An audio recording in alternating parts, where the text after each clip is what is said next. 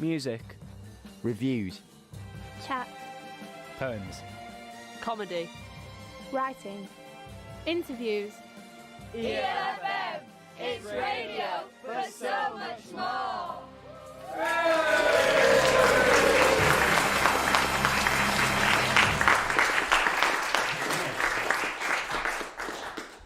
Good evening, everybody. Thank you very much indeed for coming. As some of you will know, I met Peter and worked with Peter 27 years ago. So as you can see, it's taken him 37 years to recover before wanting to work with me again. Actually, tonight we're not really working together because he's going to do his bit and then I'm going to do my bit. And my bit, as you will see, is simply my story, and yours? Well, yes. Yeah, that's a good point, Roger. I mean, just to say that I was really honoured to be asked by Roger to kind of do something in this performance this evening. And I'm doing something in the first 15 minutes. And Roger said, do what you want. So I thought, right, I'll do what I want. And what I'm doing is something I've never done before or tried before. But that's very much in the spirit of this evening. And by the look of it, I can't back out of it now. So might as well do it. Okay, so at the end of Peter's piece there'll be about a 10-minute interval. I'd actually blocked it to sit on here and on there, so if you could all just shove up as much, not now, but when it comes to it, if you could all shove up as much as possible. We'll manage somehow, but over to Peter.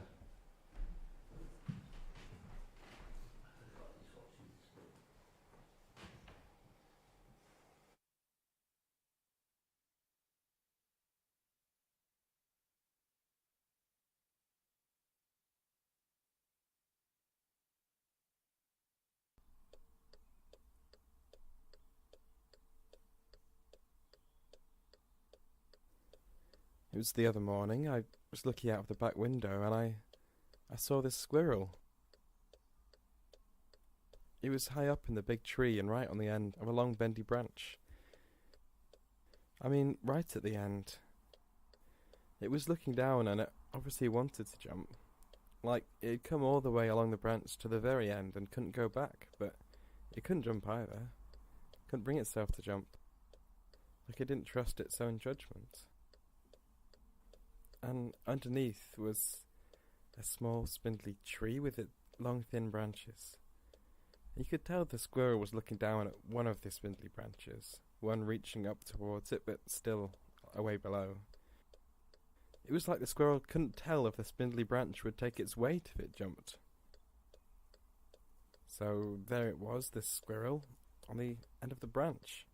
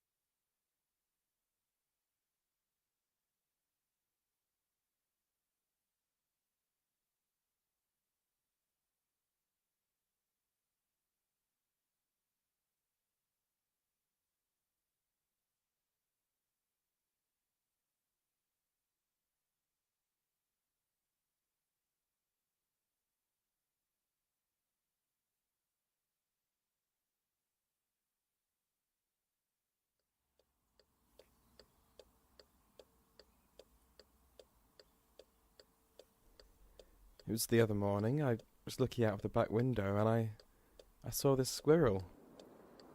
It was high up in the big tree and right on the end of a long bendy branch. To be or not to be? That is the question. I mean, right at the end. It was looking down and it obviously wanted to jump. Whether it is nobler in the mind to suffer the slings and arrows of outrageous fortune, or to take arms against a sea of troubles, and by opposing, end them. So there it was, this squirrel, on the end of the branch. To die.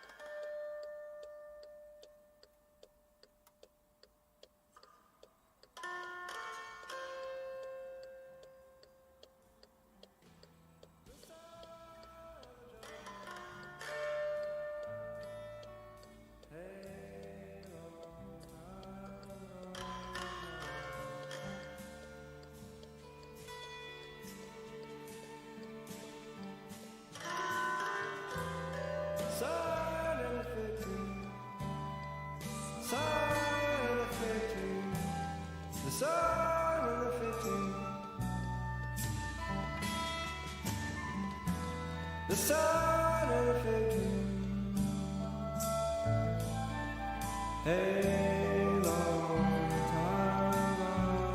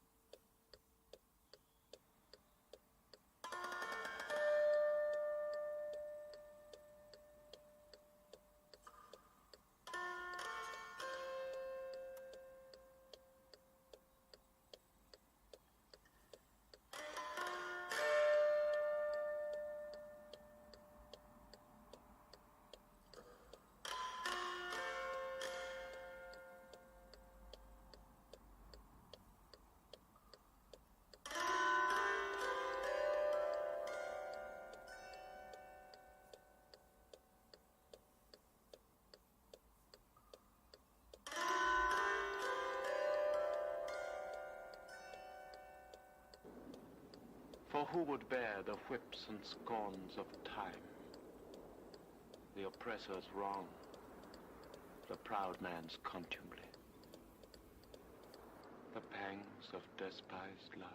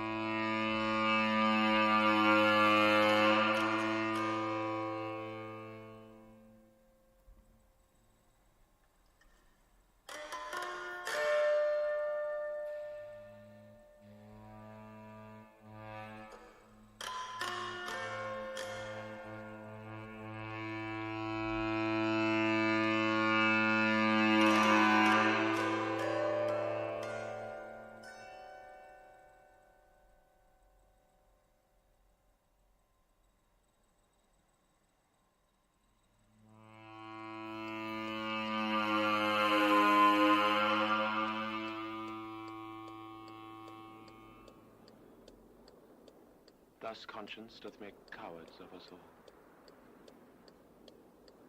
And thus the native hue of resolution is sicklied o'er with the pale cast of thought.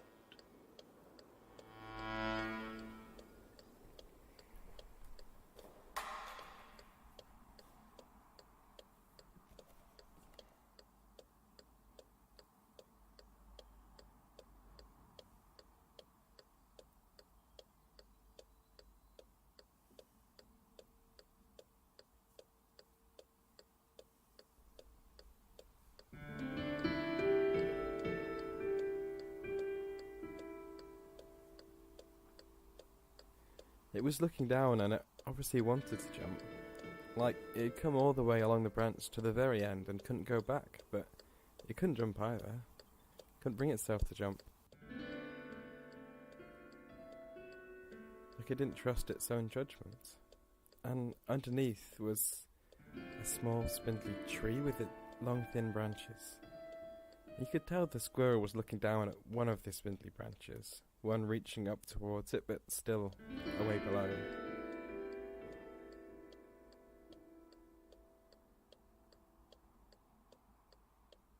It was like the squirrel couldn't tell if the spindly branch would take its weight if it jumped. So there it was, this squirrel, on the end of the branch.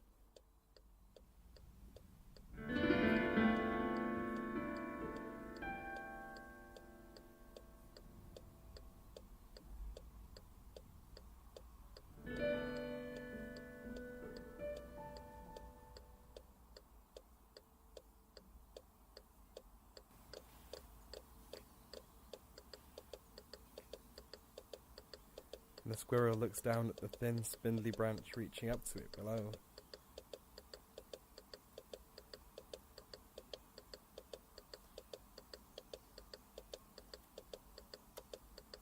And it drops.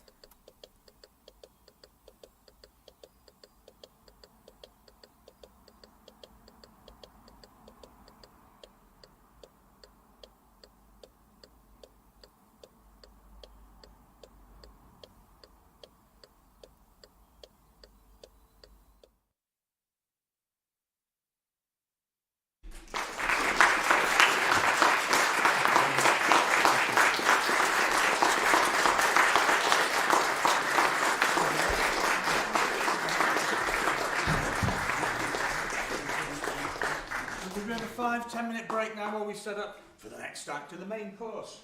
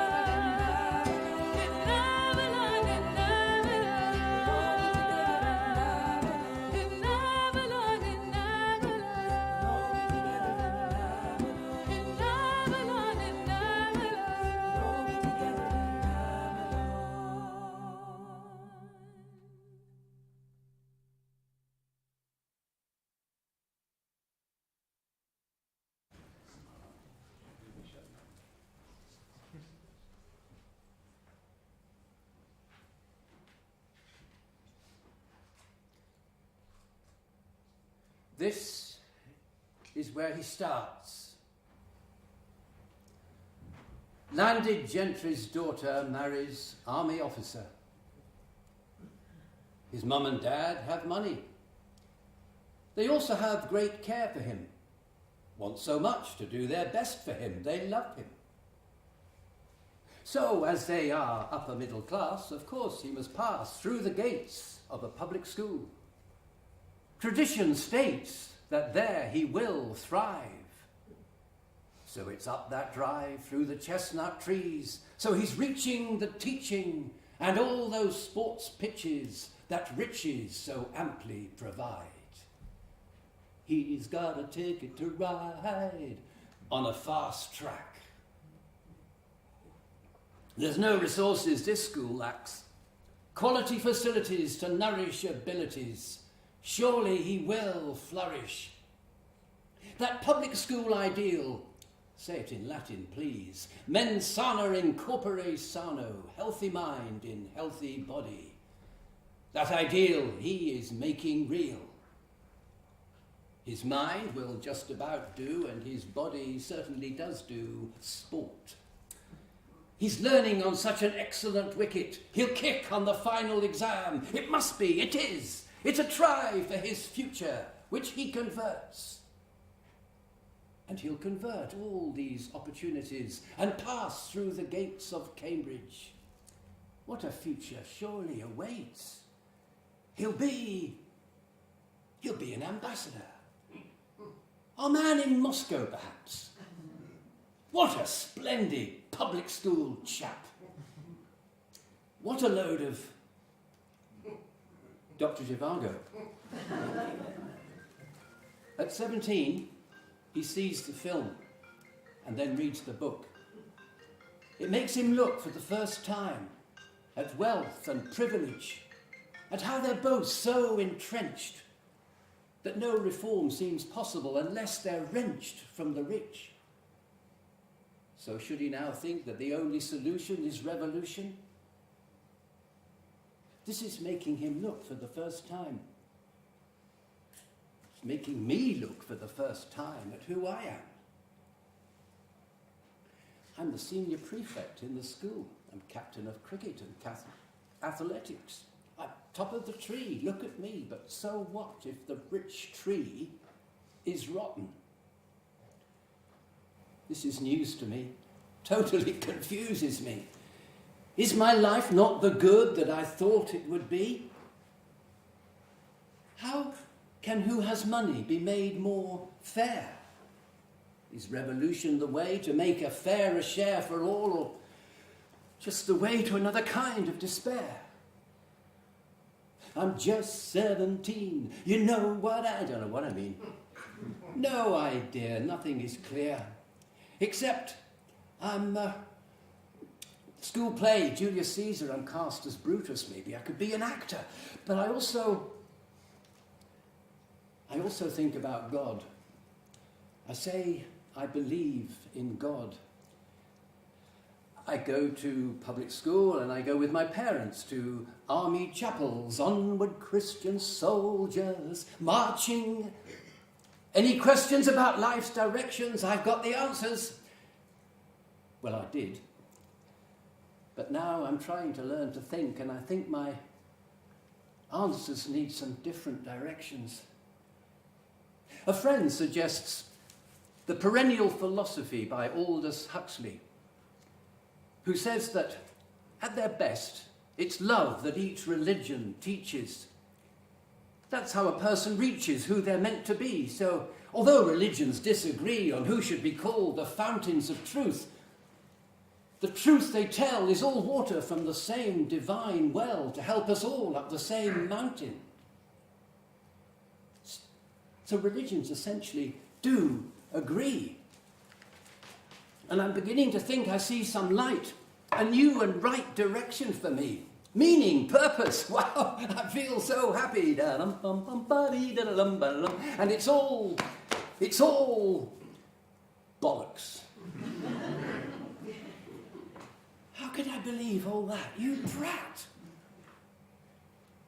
For a month or two I did feel secure, felt sure of what I knew and what I do. But this stuff about love, how can it be true? It must be tosh. Of course, if you've got the dosh, your life is cosy, the outlook's rosy, but if not, and this stuff about being an actor, I'm not good enough. I'm not sure I'm good enough for anything. It's all over now. I'm a student. I'm in my room, alone. I'm trying to write an essay about the poet Yeats, and I can't do it. I don't understand him. I'm too stupid. I was supposed to be a success. I'm a mess. I'm a loser. And I'm standing up. And I'm suddenly thinking, I'm actually thinking, I'm going to go into the church. I'm going to be a vicar. What? Where on earth has that come from?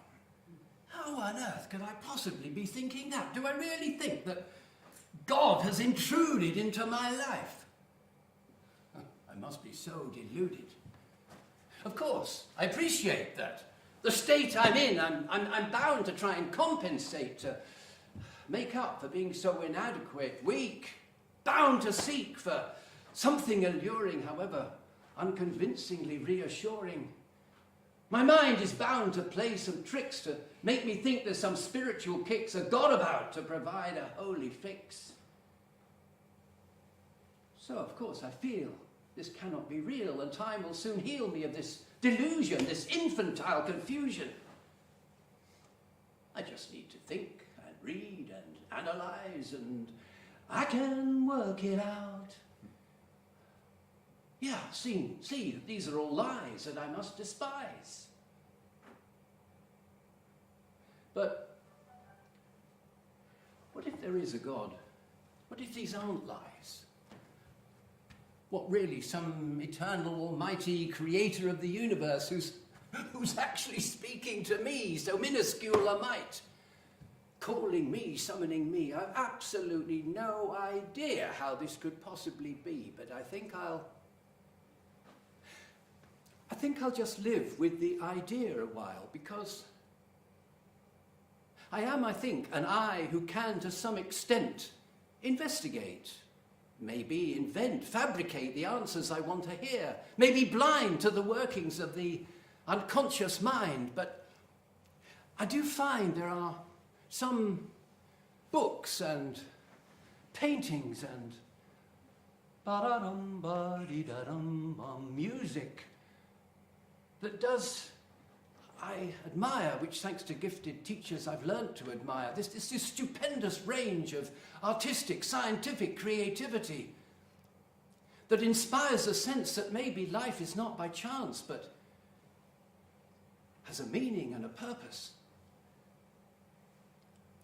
And people that I admire, by how they work for others, care for others, inspire, illustrate, illuminate the sense that maybe this care, this love for others is the meaning, and our purpose may be to learn this care, this love.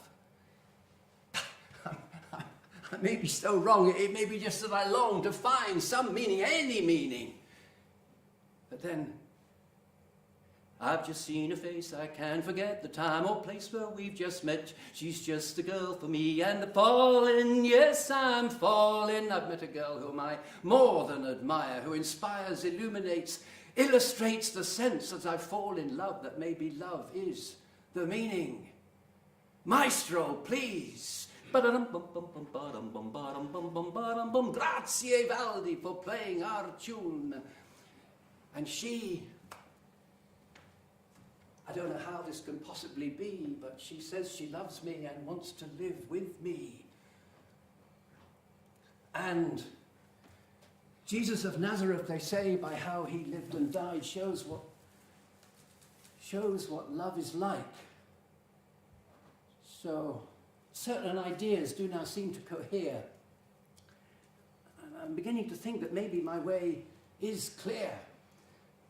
I'm only 24. How much more there is for me to explore. How dare I say that I'm sure? My decision is open, I know, to such derision.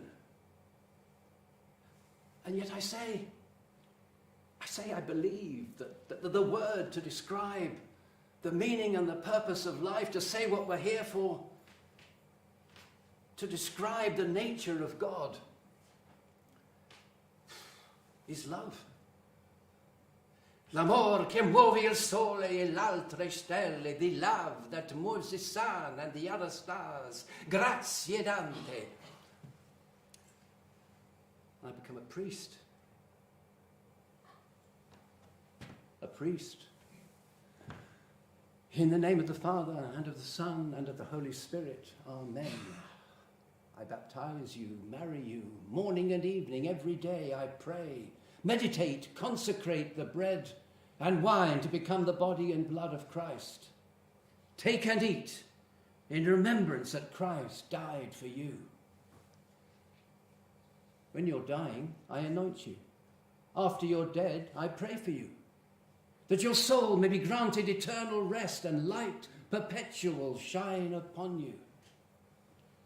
From your cradle to your grave, I try to be a pastor for you, do my best for you, love you. You may think this is just a job I do, a show that I put on for you, but let all mortal flesh keep silent, and in fear and trembling stand. I celebrate the awful, awe-inspiring presence of God. I believe that all of us are always in that presence, in the real presence of the whole company of heaven. This is real to me, not just someone I pretend to be, a costume I put on, but the real me that God has meant me to be. But here's the thing. I don't have all the answers. A priest doesn't. Just so many things I can't explain. Why there's so much suffering, so much cruelty, so much pain. Boom, boom, boom, boom, boom, boom, boom. I teach, I preach about the cross. I say, whatever our loss, I pray that all of us one day will know our own Easter Day. But isn't that just the usual impotent Christian cliche? St. Paul has this vision of the riches of the mystery of God. But there's this chasm, this ginormous gap between St. Paul's majestic vision and minuscule me talking crap. And bless me, Father, for I have sinned. Yes, I must often make my confession, to state honestly that I do not live according to my profession. So you do not see in me, I'm a fallible, feeble human being, so you do not see in me and how I live someone who has truly learnt to give himself for Christ. What? Yes, I will. I'm just going to tell them a bit more, and then I will tell them. I will. No, I haven't been caught out. No, I'm not trying to conceal something that I should reveal. I'm not trying to fudge the truth. You'll get the facts. You'll be able to judge for yourself. But you see, my personal history is bound up with the church, which for a Christian is not just an institution, but a holy mystery. So where I stand like Moses before the burning bush, Te Deum laudamus, is holy ground, where forgiveness by the grace of God abounds. It's such an awesome place I'm at. So why am I dressed as an ecclesiastical bureaucrat? Dog collar, black shirt, white collar. Surely the colours we wear should attest to the mystery. But these suggest I see the world in black and white. You're wrong. I'm right. You're depraved. But I'm saved. And yet, I wear a dog collar all the time. I even wear one to the cup final. Liverpool! When you walk through, and this bloke comes up to me and he says, "Hey, you really a vicar or you punk rocker?"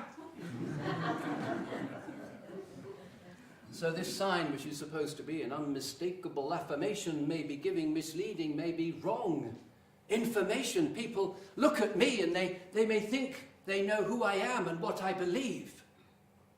But probably they are deceived, because although I am firm in what I believe, I do not affirm all the literal truth of the Christian creed. You see, the church decreed the truth so far back in the past, the way it used language then cannot last. I'm reading a book called The Myth of God Incarnate. It's about the doctrines of the church, the incarnation, the resurrection.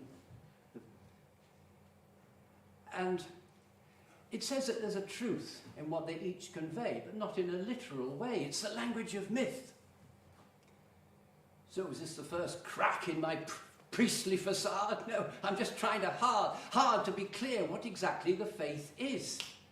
I need to translate the myth, to be sure what can still feed us and what is now past its sell-by date.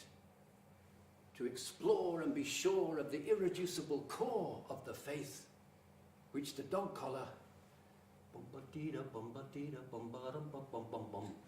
is not. So I don't wear one anymore. Well, as you can see, I'm reading, and reading is always seeding new ideas. Take time to be clear, time to be grow.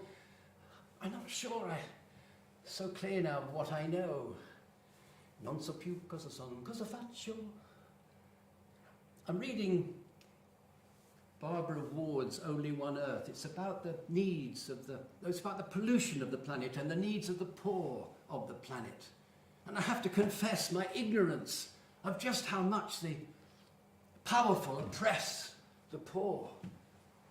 I'm beginning to feel that in church I'm preaching like in a cocoon. I do not research injustice. I need to be reaching outside the church. And I soon join other campaigns, Amnesty, CND, World Development Movement. It's such a predictable list, isn't it? Aren't I the budding little activist? But I also see a film. It's called Breaking Away. It's about this boy and his bike. The infectious joy of a boy on his bike. It's so catching, I've caught it. And the very next day, there's this £20 bike and I've bought it. And I'm cycling everywhere, the music from the film in my head. Every day and every holiday, I'm by the beck, then across the moor, then beside the sea. Then up the mountain, it's so long and so steep. I'm feeling utterly wasted. But the beer at the top is always the best I've ever tasted. But now I'm back on the bike and I'm flying down. Well, I like to think I'm flying down so fast past the vines and the olive trees. It's the Tour de France! Bonne chance, mon ami. Mais oui, je suis out on my own in the maillot jaune. Centaurs, they say, were half man, half horse. But of course, I am a cyclor. Half man, half bike. So, this activist is also a cyclist, which means you can, of course, list the paper I read, what I wear on my feet. Yes, it's as you feared, but I don't have a beard. I'm going to meetings to support good causes, but sometimes they seem just a little dull. They threaten to annul my interest. It's not reassuring when you find good causes sometimes a bit boring.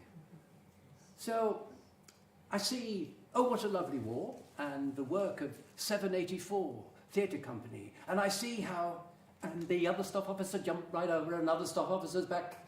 They were only playing leapfrog. I see how music and comedy can make the serious not deflating but exhilarating, can not render the cause trivial but make supporting it more convivial. And I think maybe I could write plays to help people explore a cause, not bore them off the cause, but encourage them to be for the cause. So I start writing plays and go around the country performing plays, and she might well say she married a priest, not an actor, thank you very much. She might say she's off, but she doesn't. She stays. And at first I do satire about the church. The vicar at the annual general meeting. I shall be sending out soon a list of the people I intend to bury this year. Yes, you are on it, Colonel. The evangelical preacher. Hi, my name's Gary Grinner. Hi. I just want to tell you, friends, I'm praying the Lord's going to really use tonight to step up to the door of your heart and really spray that door with the machine gun of his love and pepper your heart with guilt. Okay. I want to tell you about a man I met the other day, a little bit right-wing in his views, but we had a time of real Christian sharing, real Christian fellowship, and I want to tell you, friends, that man is now a raving fascist. In the Lord. Okay. Some people say to me, Gary, what is the secret of your success? And I want to tell you, friends, we have gone back to the Bible. Yes, indeed. And we have revived circumcision of the brain. And then we do social issues. For example, a play about alcoholism in the form of a Western. Jake wanted you to have this when he died. What is it? It's his liver. Oh, no. Well, who did that to him? Don't tell me. Yeah, it was a cirrhosis kid. And then we do plays for Oxfam, Christian Aid, Stafford, and I write a play called Columbus, the Fish and the Tree. Of course, a play about me. I, Columbus, I discovered America. Of course I did. No one else knew it was there. And of course, a statue about me. What do you mean it ought to be destroyed? Only good things happen because of me. What do you mean, justice? Pah! The poor you have with you always, nothing changes. But in the Amazon, when the river floods, the fish help the seeds to spread. The trees get help from the fish. It's a land of miracles. The impossible happens. Maybe even justice can happen. When the river floods, we will watch the way of the fish. When the river floods, we will learn the way of the fish. When the river floods, they will spread the seeds and sow. They help the forest grow. The trees all get help from the fish, the impossible fish. We try to explore difficult issues with music and comedy, which means we run the risk of being trite. But if we get the tone right, the audience enjoy our exploring and want to go exploring themselves. Music and comedy can help export a cause, to make you want to support a cause. We call ourselves Jabbok Theatre. Jabbok is the name of the brook where Jacob wrestles with the angel, so we hope we're wrestling with something important. But the letters J-A-B-B-O-K also stand for just another boring bunch of Christians. The K is a cheat, of course, but then we're not all Christian in the company. You don't have to be a Christian to join us, just interested in the questions that we ask. We say, comedy without commitment is escapist, but commitment without comedy makes you want to escape. So, a play. But I do wonder whether a play in some way, it's good work, but whether it doesn't, as an actor, means to some extent I shirk reality. Don't engage directly with reality, but at second hand, whereas a priest, a life more directly lived, would seek to imitate people I celebrate, like Archbishop Romero and the fellow priests in El Salvador. They didn't write plays, they just told the truth and knew the price they were likely to pay. I go to El Salvador, I see where they died. I listen to their music, which so exuberantly defied injustice. Vos sos el Dios de los pobres, el Dios humano sencillo, el Dios que estuvo en la calle, el Dios de rostro curtido. Por eso te hablo yo, así como hablo mi pueblo, porque sos el Dios obrero, el Cristo trabajador. And I decide I should be a parish priest again. And she might well say, oh no, not this way of life again. For goodness sake, she might say she's off, but she doesn't. She stays. And I do the conventional work again. Credo, credo in unum Deum. I celebrate the presence of God, but how should worship of God relate to life on a council estate? For some Christians, it's easy. They say, Jesus, only Jesus, let no other answer seize us. Muslims, Buddhists, Jews, Hindus, atheists, gays, you're all wrong, they say. Repent the errors of your ways, repent of your perversion, kneel for your conversion, kneel. Oh, God our Father will force you to feel his love in the fires of hell forever. That's his gracious deal. Would Jesus think this tiny-minded bigotry obligatory? Bom, bom, bom, bom. Of course, not all Christians are so narrow-minded, do not deserve this reproach, but more and more often I do seem to meet this approach to the faith. Would Jesus think the survival of the C of E a priority? I begin to think I could write my own minority report and state that maybe this church is past its sell-by date. Oh, no, it isn't. Oh, yes, it is. Oh, no, you're not doing panto, are you? Hello, Mums, I'm a good old twanky, right? You know how it is. When you're single, you go home, you see what's in fridge, you think, blow it, I'll go to bed. But when you're married, right, you go home, you see what's in bed, you think, blow it, I'll go to the fridge.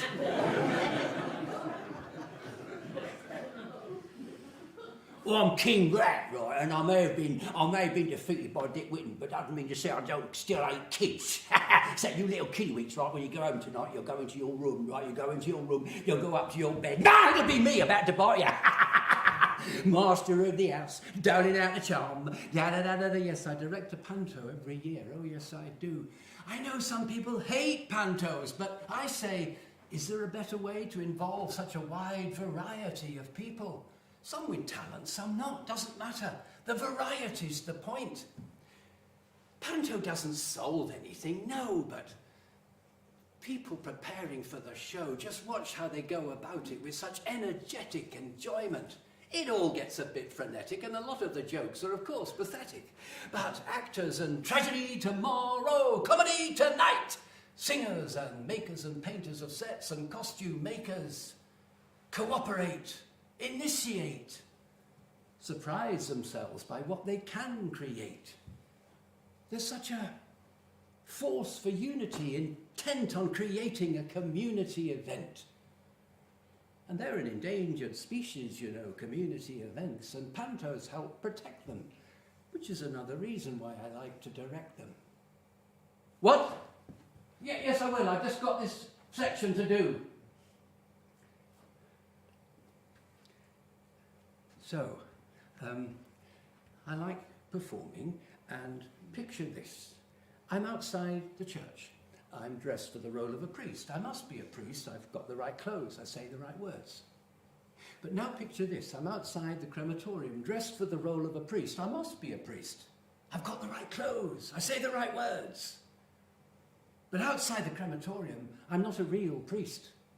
I'm an actor in Emmerdale playing the part of a priest. I'm a priest with an equity card. But that shouldn't make it hard, should it, to know when it's just a role I'm doing for a show, and when it's not just a role, but the real me, the priest that I have been created to be, when the role is the work that my immortal soul demands. That should all be quite clear, shouldn't it? Libiam, amore. Well, it was. But I've been reading Bill Bryson's History of Nearly Everything. It's about the age and size of the universe. The main facts are not a surprise, but in this book they so powerfully emphasize how infinitesimally tiny a part of space our planet is, and how minusculely minimal a mite a human being is. In the unimaginable vastness of space, I'm tinier than the tiniest of tiny little pinpricks. So how can I, this piddling little pinprick, claim to know that despite the cruelty, the suffering, the pain, there's a meaning and a purpose to it all. My confidence to claim this is crushed, flushed away. God, how? Of course, religions will say, read the holy books, follow the holy people, they're the sign, but the sign to where? Really? To something divine? How can we say we know that God is speaking to us? All these claims for divine intervention seem to me now but a purely human invention.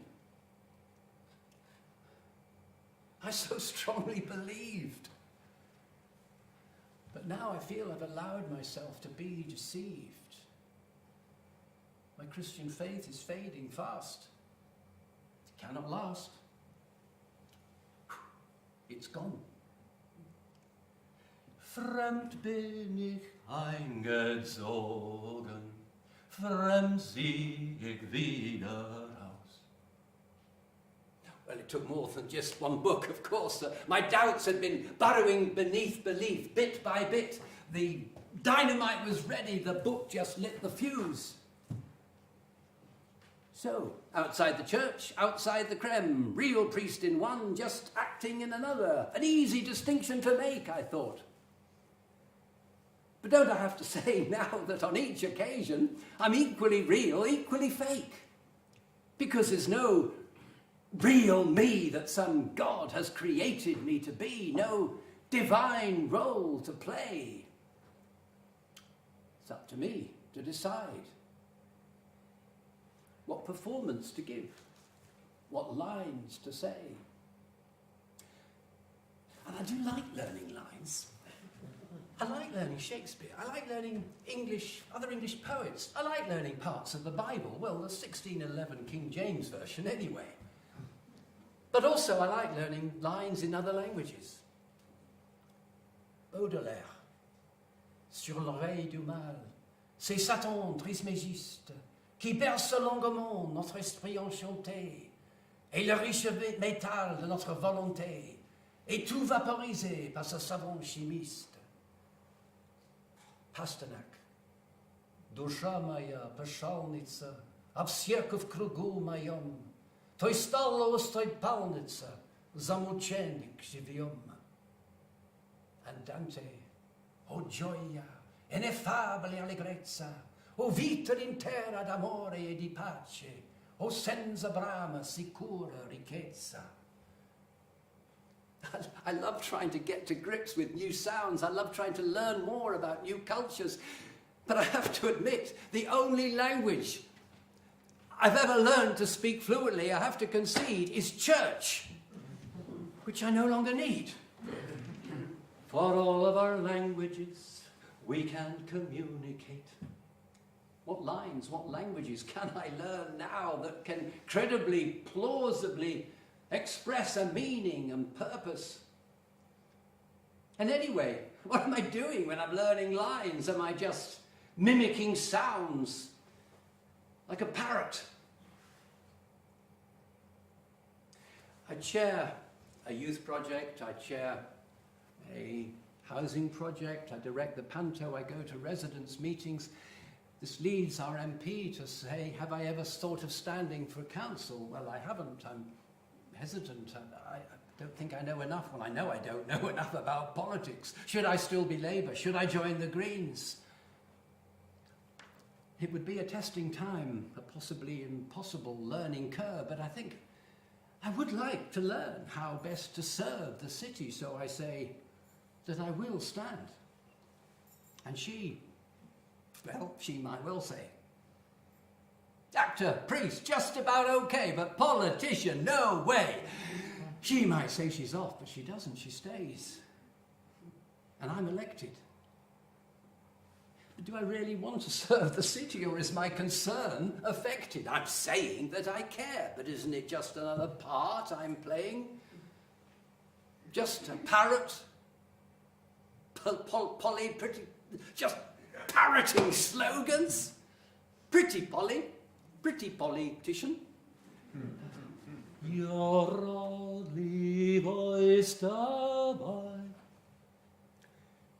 I'm not a Christian anymore, but the Bible claimed that you should love your neighbour as yourself. Is there any better aim? Well, it depends what you mean by love, of course. So, just a brief Greek lesson at this point. In the original Greek, in the New Testament, it's not eros, as in erotic love, or philie, as in friendship sort of love, but agape, which is not really about a feeling at all. It's about an action. With the agape kind of love, what I feel about you or my neighbour is irrelevant. What matters is what I try to do for you, to try and do what's best, what's right, what's just for you, as I would for myself. So I've now got this impossible tension as I try to combine the right attention to my needs and the needs of my neighbours. But it won't be about being lovey-dovey nice, because I may have to give unwelcome advice, may have to make judgments on how my neighbour lives, not despite the fact that I love them, but precisely because I do. Because with this kind of love, I want the best for them, what's right, what's just. But, of course, although I may think it's right to criticise, I may be totally wrong. I have to recognise. My own failings, too, may totally compromise everything I say. And I may drive people nuts by the way I say it. So there's this impossible balancing act, and the fact is, although it's odd, very odd, it's still what I feel a call to try and do. It's true, it's not from God, but wherever it's from, it's still the call I feel. So this could be a bit galling. We have a parrot here who thinks he's got a calling. But I know I would feel some contempt if I didn't at least make the attempt at this balancing act to try and find the right tact to know when and how to comfort the disturbed and when and how to disturb the comfortable. In short, to know how to do what is just. I have the will to try and learn this skill, to be a politician. Una mattina mi son svelato. Oh, bella ciao, bella ciao, bella. And I do try. I applied to become an MP. I passed the first interview, but my ambition does not last. I'm not sure if I'm still Labour. The government's doing good things, but lessening the gap between the rich and the poor and the war in Iraq, I'm not sure if I'm really Labour anymore. A fellow Labour councillor says he hates Tories. Well, of course we often, most often, and often strongly disagree, but shouldn't there be, couldn't there be, times when we cooperate? Or is that just the sort of tosh someone posh like me would rate? To be properly Labour, you think you have to have the monopoly on morality and truth? I don't think so. I'm just not happily pliable to something quite so tribal. I'm not going to leave the party. I'm not planning a defection, but I'm not going to stand for re-election. What? Yes, I will. I'm going to tell them now. I will. I'm 12 years old. I'm in Germany. My father, army officer, is stationed there. I'm out playing with some English boys. Some German boys come. We may have a quarrel, may have a fight, but I know I'm not in any danger, but I seem to panic. I have an air rifle. I pointed at one of the German boys. I pulled the trigger. He clutches his head. He doesn't clutch his eye. He doesn't cry out. Maybe it didn't hurt him that much, but I'd fired. I'd fired a gun at someone. I lost the control of my will to stop. And the fact is, I still do lose control of my will. Where are my effing keys? Why can't I mend this effing puncture? Why is this effing computer determined to destroy my life? Of course, it's not like with the rifle. By comparison, it's just a trifle. And it's mostly on my own, so maybe it's good.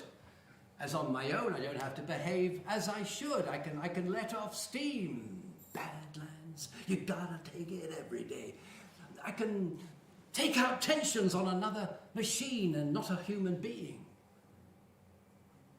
But after all the meditation I've done, well, it's agnostic's meditation, really. What I do is I simply watch the breath come in and out. And as the breath comes in, I say, you give.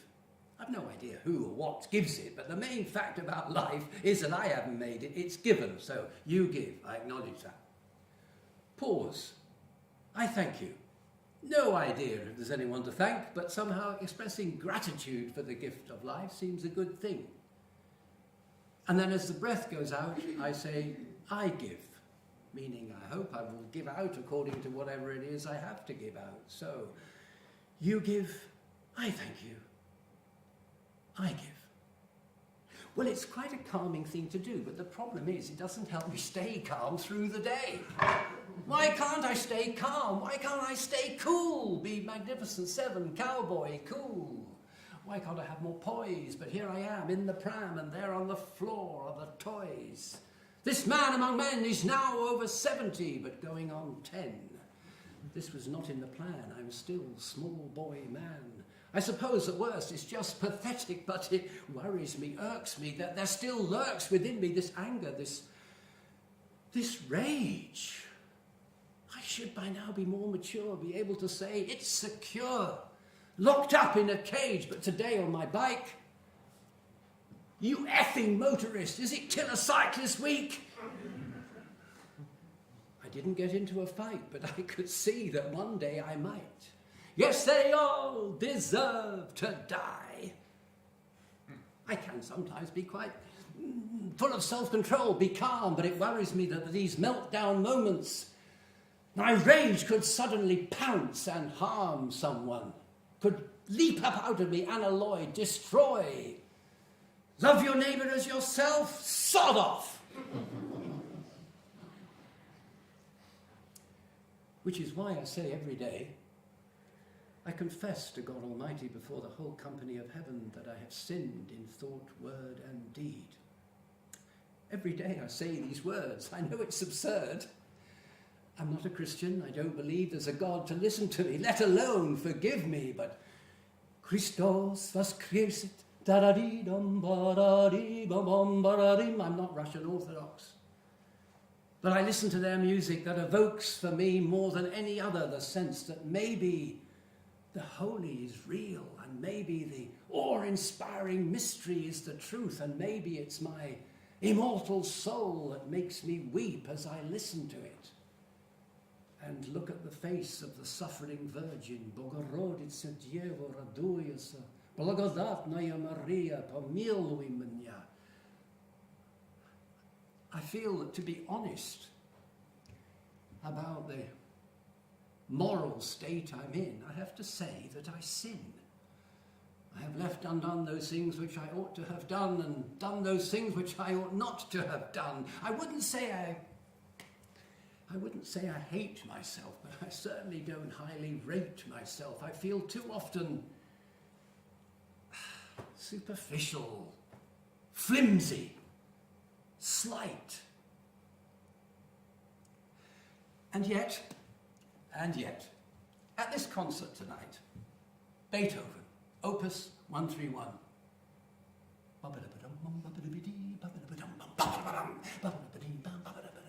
My decision is fixed. I'm having nothing more to do with politics, but this music is playing this extraordinary trick. It's so passionate, emotional, not at all sentimental, tough. And it makes me think that I'm hearing the composer speak to me. You! Yeah, me? Yeah, you. Your life, not tough enough. You give up being politician too soon. Also, you need to become politician again. Also, your bike, get on. Whatever this communication is, despite my many, many limitations, it acts as a transformation, because inspired by this magic musician, I do indeed become a politician again. And of course, she might well say, oh, not again, you are such a pain. She might say she's off, but she doesn't, she stays. And I stay a member of the Labour Party despite what there is to criticise. Whichever party you join, there's bound to be a compromise. And I'm the councillor who leads on children in care. I chair meetings for children's services, frequently meet with the children, join a foster panel. It's such a privilege to share in this great work that the city is doing. It must be good. Even Ofsted says we're doing outstandingly what we should. I feel so lucky to be a part, just a small part, of the city at its best, of politics at its best. Why? Because for these children, the most vulnerable, we do succeed in providing for them at least a great deal of what they need.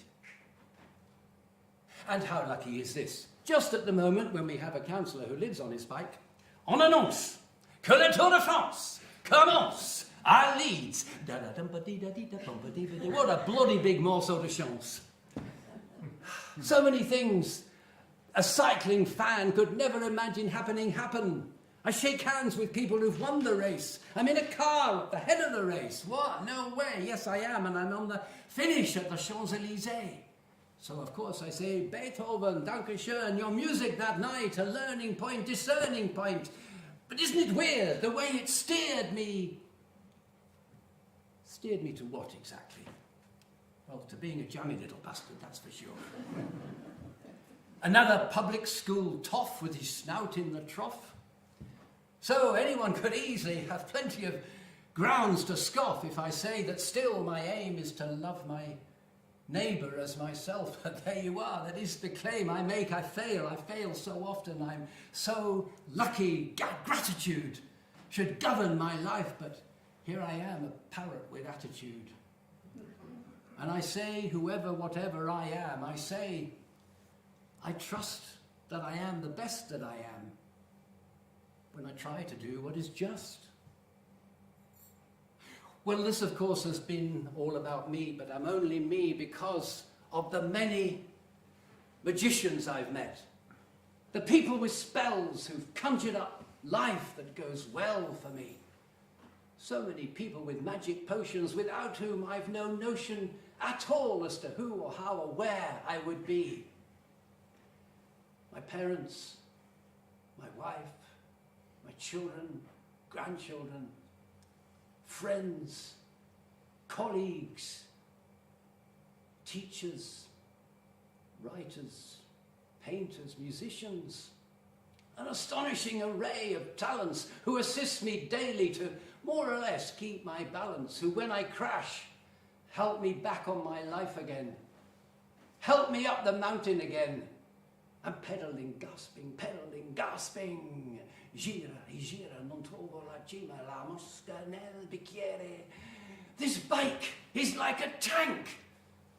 But I've only got this far because there are so many people to thank. And she, all those times when she might not have stayed, but she stayed, and wonder of wonders, you are still here. Hold a guardian. Now you like cycling, my love, but you don't do hills and you don't do distances. But we decide to go on some journeys, just the two of us, by train and by bike, or by train and by boat and by bike, to campsites not too far from a station so you can easily get there and the road is not too steep, but we're near enough to a mountain for me. Which means on our daily rides we mainly go our separate ways. Until now you're on an electric bike. So now you do hills, and now you do distances, and here we are coming south through Teesdale, and you're going up that hill and over that moor you never imagined you'd be able to cross. And here we are on the west coast of Ireland. And the B&B has furnished forth the breakfast feast to set us up to cycle on the wild Atlantic way. And it's sunny. It isn't raining. Oh, yes, it is. E un giorno TP or jetty or con or shooter. So we stop and put on our waterproofs, but then 10 minutes later the sun is out and we're dry and we're hot and we take our waterproofs off and the sun is glistening on the sea and on the rain-rinsed rocks until it's raining again and we put on our waterproofs again and then the sun comes out and then the rain returns and we're cycling.